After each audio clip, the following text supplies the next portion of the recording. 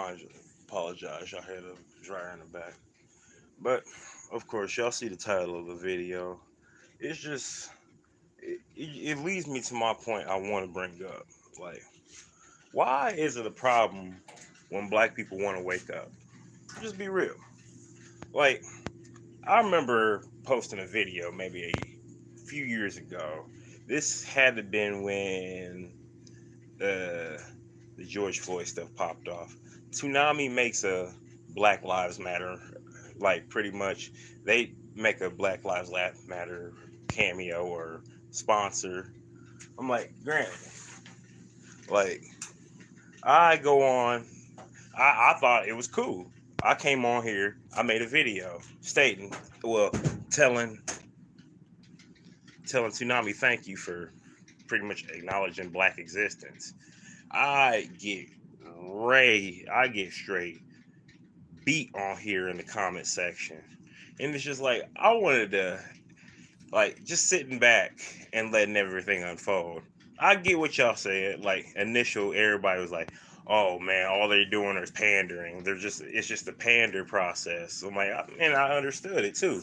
But you gotta look at it like this, like y'all never said the same thing about the LGBT and their like everybody pandered to the LGBT for the last 10 years.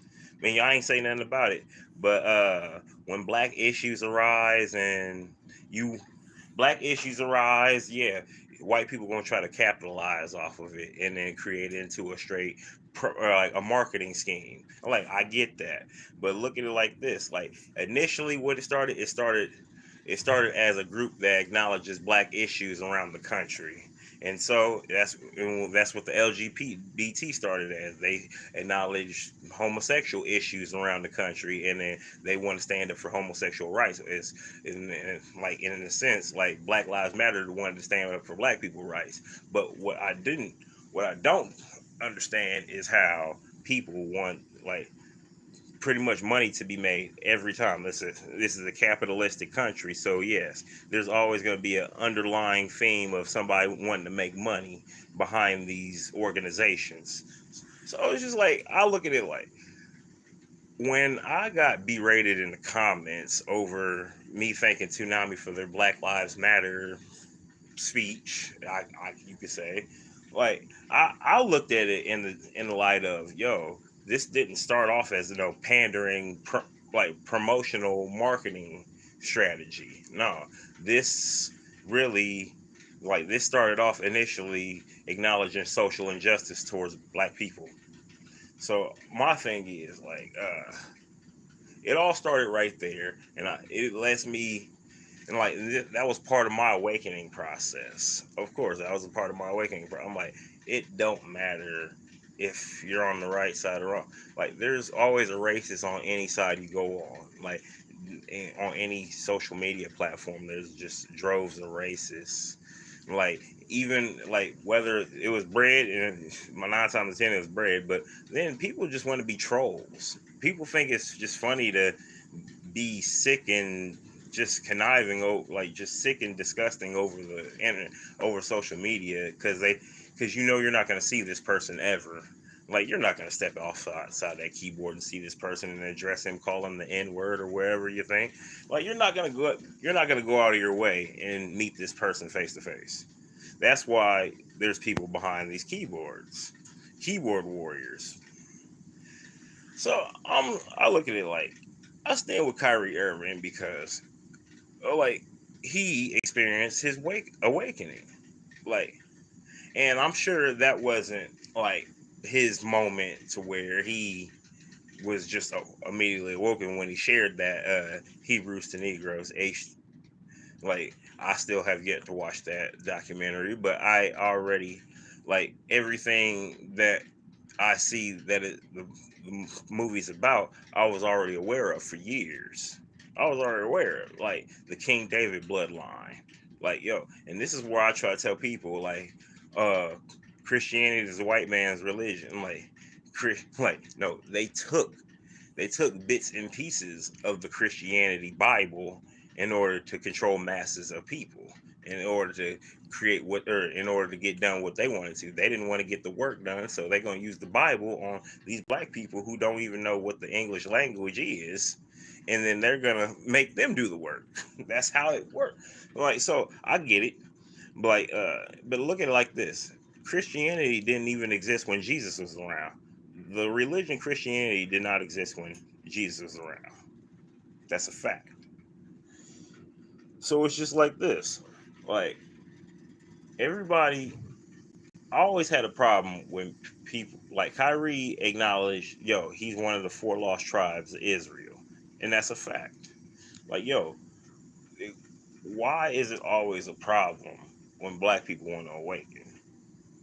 Why? I always want, like, why does Kyrie Irving have to go through 6 different steps after initially apologizing on social media?